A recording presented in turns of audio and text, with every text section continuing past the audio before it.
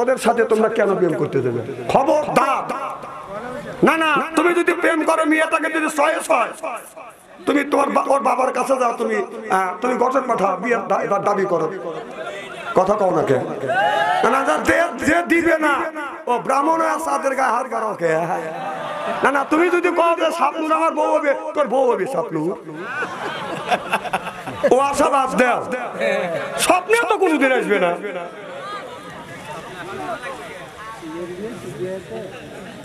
বাবা, এই সমস্ত প্রেম করে লাভ কি? প্রেম করা হারাম, প্রেম করা জায়েজ বিয়ের পর।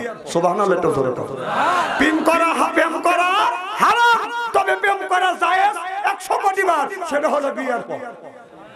আহা, যুবকরা, আজকে যুবকরা মানে যেই যুবক করছে বাজান ভালোবাসা, তার নাই দেহের আশা। ও খাই বাজান বাদ করে যখন প্রেম করে খাইছে বাজান ছাকা হয়ে গেছে বাজান বাঁকা, এর পরে খায় বাজান গাজা, আল্লাহ দিবে বাজান সাজা, তার উপরে খায় বাজান মদ, এর পরে হারাবে বাজান জান্নাতের পথ। যারা খাবে সিগারেট তাদের নাই বাজান মুখের বেরেক, আর যারা খায় গুল ওরাই করে বাজান গুল। যে খাবে বিড়ি ওরই মানে ধরবে কিরি। বিড়ি যারা খায় তাদের হাত দিয়ে গন্ধ, মুখ দিয়ে গন্ধ, দাড়ি দিয়ে গন্ধ, জামা দিয়ে গন্ধ, টুপি দিয়ে গন্ধ, লেপ দিয়ে গন্ধ, বালিশ দিয়ে গন্ধ। আমার হয় সন্দ ওর বউ থাকে কেমনে রে আল্লাহ রে, যখন ঠিক কিনে।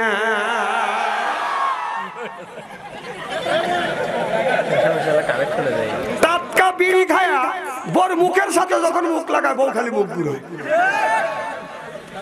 স্বামী কয় যে আমি তোমার মুখের কাছে মুখলে তুমি মুখ ঘুরো, বউ কয় লজ্জাও করে শরমও করে। এই মাত্র তুমি টাটকা বিড়ি খায়া আমার মুখের সাথে মুখ লাগাইছো, তোর পাশার সাইতে তোর মুখের। না না, বিড়ি খাওয়া যারা বিড়ি খায় তারা ভাবতেছে যে বাচ্চন্তেরই বিড়ির বিপক্ষে ফতুয়া দিবে। ননে বা আমি কেন বিড়ির বিপক্ষে ফতুয়া দেবো?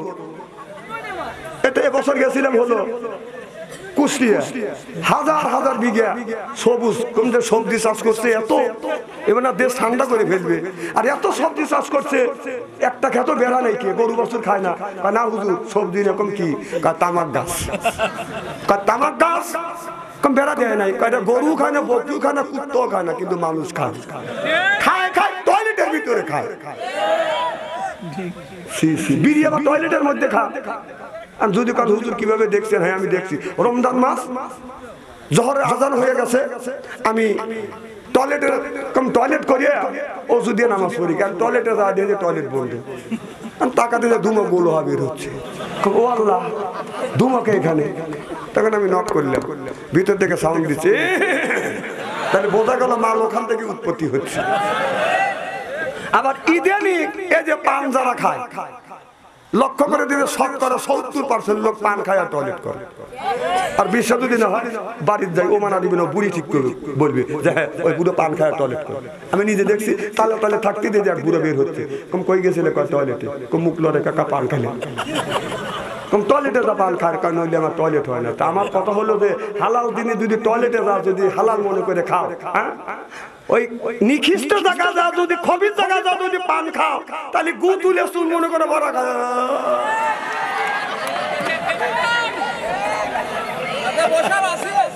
না না, স্ত্রী হচ্ছে তো, এগুলো বাদ দেন, বাদ দেন।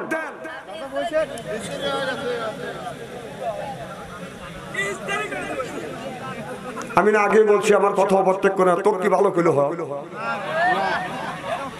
না। এই যে স্ত্রী করা হচ্ছে রোলার দিয়ে, তাও যদি তত লজ্জা না হয়।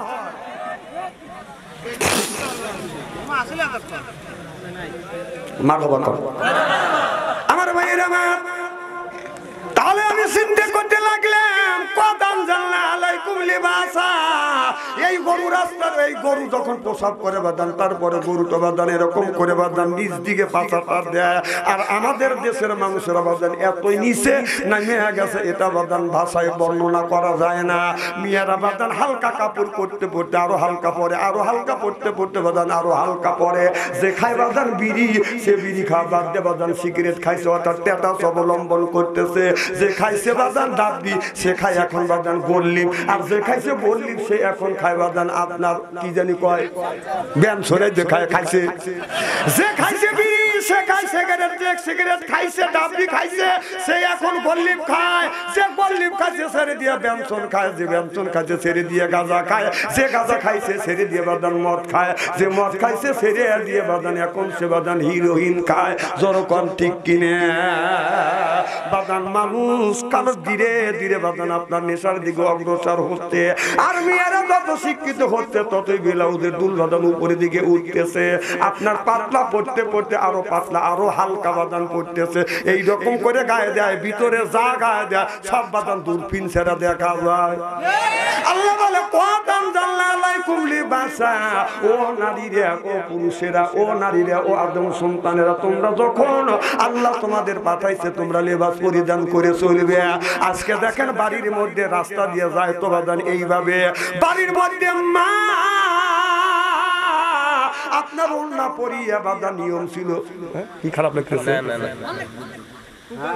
এই দেখেন আরেকটা কথা শুনুন, লিবাস বাড়ির মধ্যে সুবহানাল্লাহ, বাড়ির মধ্যে ভাবি আছে, দেওর আছে, এরপরে যা আছে ননদ আছে, কথা কর।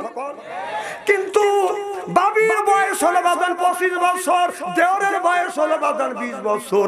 বাবির বাদান ওড়নাটা পিছন দিকে দিয়ে এইরকম করে সামনের রাখা উচিত ছিল, কিন্তু তা না। বাড়ির মধ্যে বাবি বাদান ওড়নাটা পিছনে দেয়। এই মুরা হিমালয় পর্বত দেওর দেখতেছে কি? আল্লাহ বললেন কত আনজালনা আলাইকুম লিবাসা, এইগুলো তুমি কি করলে? বাড়ির মধ্যে মা সন্তান যদি বড় হয়, মা যখন সন্তান যখন উপযুক্ত হবে বড় হবে, মা এমন পোশাক পরবে, এত সুন্দর একটা পোশাক বের হয়েছে, একা গায়ে দিলে আপনার এই কোমর পর্যন্ত সর্বশরীর ঢেকে থাকবে, এইগুলো আপনি ব্যবহার করবেন। তাহলে বাড়ির মধ্যে শ্বশুর বেটার বর মুখের দিকে চা থাকতে পারে না, বেটার বর এমন অর্ধউলঙ্গ হওয়া থাকে, কোথাও কর। ভাবি যদি বারবার যদি দেওয়ারের কাজ দিয়ে যদি ওড়না সামনের ওড়না সামনে ওড়না যদি পিছনে দেয়, তাহলে বুঝতে হবে এই ভাবির মতলব ভালো না, এই দেওয়ারের চরিত্র নষ্ট করবে। এখন তো ঠিক করবি।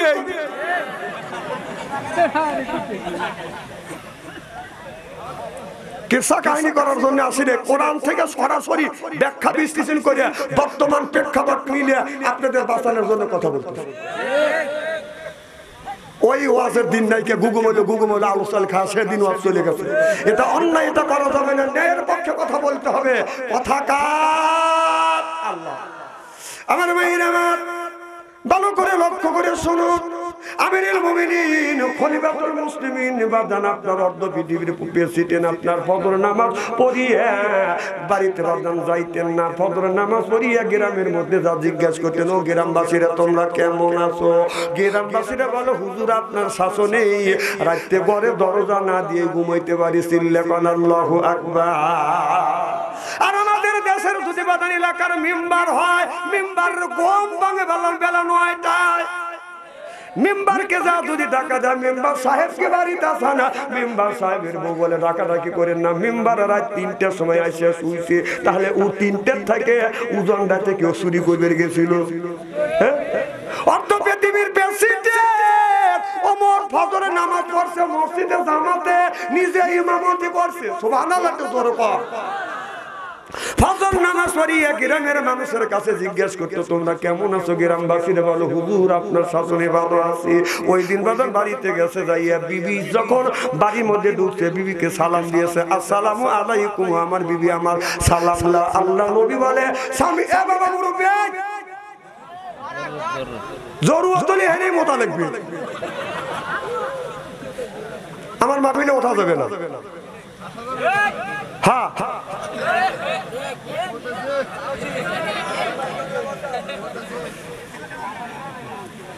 বাড়িতে আমার বিবেকে সালাম।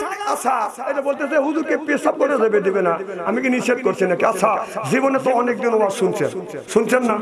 কোনদিন কি দেখছেন যে হুজুর আপনাদের বসা রেখে বলছে যে আমার পোশাকের চাপ দিচ্ছে, বসে থাকেন একটু পেশাব করিয়ে আসছি? এটা করছে আগে কান সারিয়ে আসে। যদি বলে বিপদ আসতেই পারে, কথা কন। যদি বলে যে আমার টয়লেটে চাপ দিচ্ছে, বসে থাকেন, আর একজন বলবে যে পরের বাড়ি খা, লুঙ্গি খুলে খা। মানে সুযোগ পালে তো হুজুর কেন কমে সারিয়ে দেয় না? কথা কন। সুযোগ পাইছে, আমাদেরকে বিগত সরকার দেখা দিচ্ছে। আবার আমাদের পাপি আভা এই পাপি আফা বলছে হুজুর ইমামতি করবে, নামাজ পড়বে, কারোর কাছে ভোট চাইতে পারবে না। অথচ বাংলাদেশে গণতন্ত্র দেশ, আপনার যাইলেও একটা ভোট চাইতে পারবে, নিকেরিও ভোট চাইতে পারবে, রিক্সাওয়ালাও ভোট চাইতে পারবে, কুলি মজুরও ভোট চাইতে পারবে, মাঠে ঘাটে যে কাজ করে সেও ভোট চাইতে পারবে, এরপরে আপনার ভ্যান চালাবে সেও ভোট চাইতে পারবে, কিন্তু আলেম ওলামা ভোট চাইতে পারবে না। এটা পাপি আফার ফতোয়া। খালি বিয়ে পড়াবো, তাহলে তোমার বিয়ে একবার তো পড়ানো হয়েছে, আমি কার বিয়ে পড়বো? কথা একটু মাপ রেখে কয়। বেবাকের যদি গণতন্ত্র ভোট আর ভোটটার যদি অধিকার থাকে, আলেমদের অধিকার কেন থাকবে না? তুমি এই ফতোয়া দাও কে?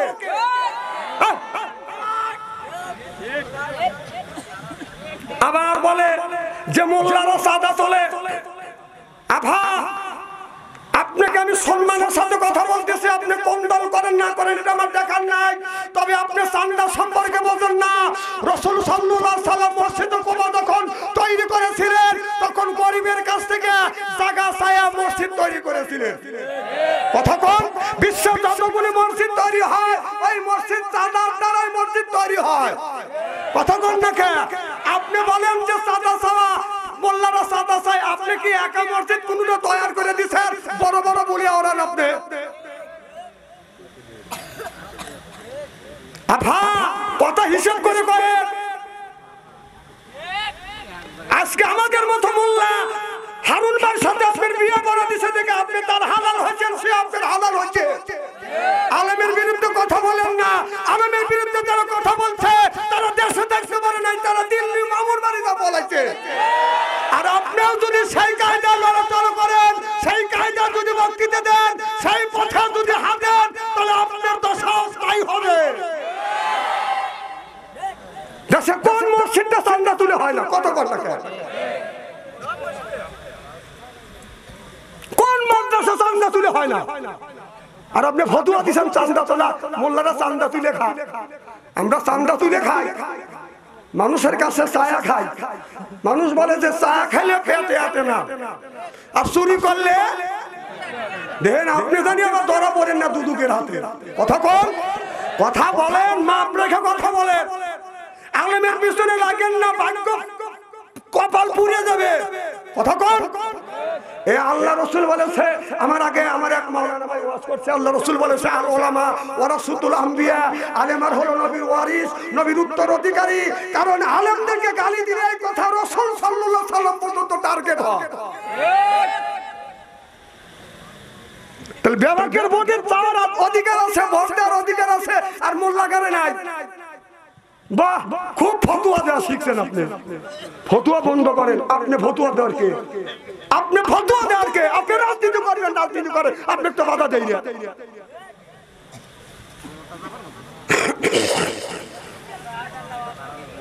খুব খারাপ লাগতেছে মনে হয়, তাই না? আমি কি কোন দলের বিপক্ষে কথা বলতেছি? যে বলছে দলে তারও লোক আছে। আমার ভাইরা, আমার মুসলমান ভাইরা, হযরত ওমর রাদিয়াল্লাহু তাআলা আনহু বাদান আপনার নামাজ পড়িয়ে গ্রাম দিয়ে ঘুরিয়ে বাড়িতে যাইয়া বিবির কাছে যাইয়া বাদান সালাম দিছে, আসসালামু আলাইকুম। আমার বিবি আমার সালাম নেন।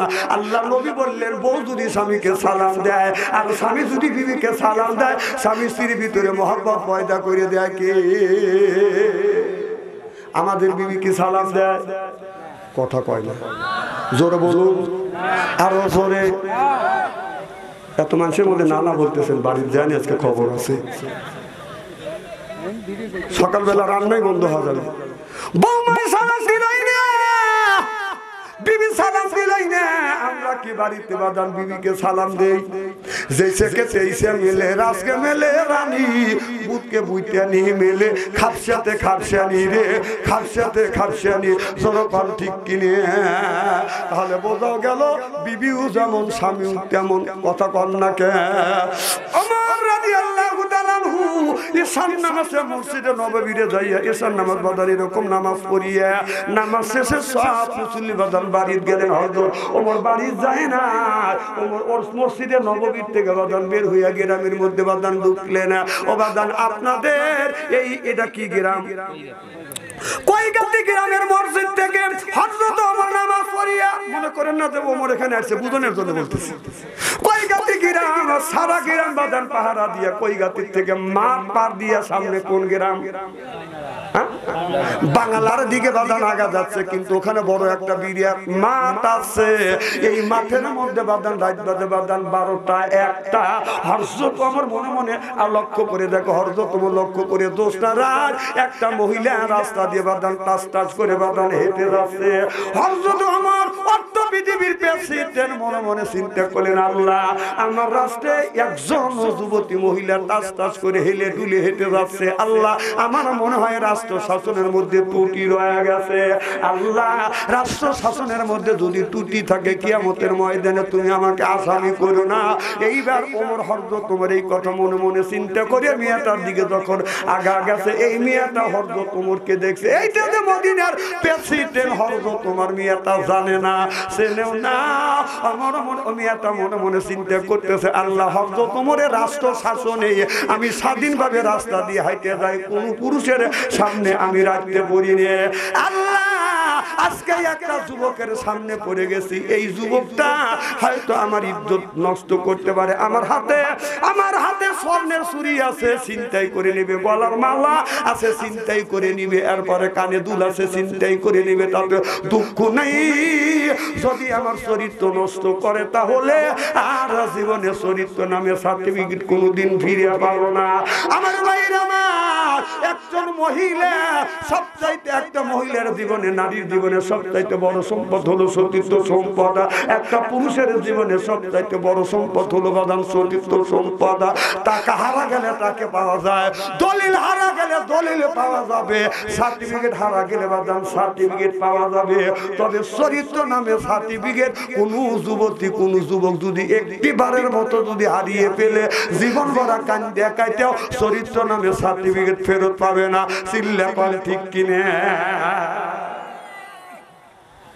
মেয়েটা মনে মনে ভাবছে, আল্লাহ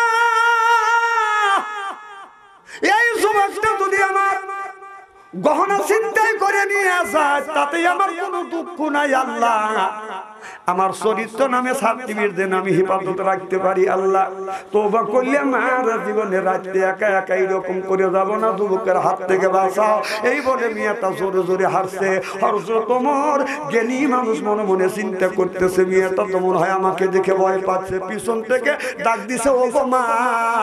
যখন মা বলে ডাক দিছে, গাড়ি যেমন হাত ব্রেক করে বাদান ধুলো ওরে, কথা বুঝতেছে না, মেয়েটা হাত ব্রেকের মতো দাঁড়িয়ে গেছে, মনে মনে চিন্তা করতেছে যে যুবক আমাকে মা বলে ডাক দিছে, আমার স্বর্ণ গহনা সব চিন্তাই করে নিজে নিয়ে যাবে, তাতে দুঃখ নাই। আমার বিশ্বাস যে মা বলে ডাক দিছে অন্তত আমার ইজ্জতের দিকে আক্রমণ করিবে না।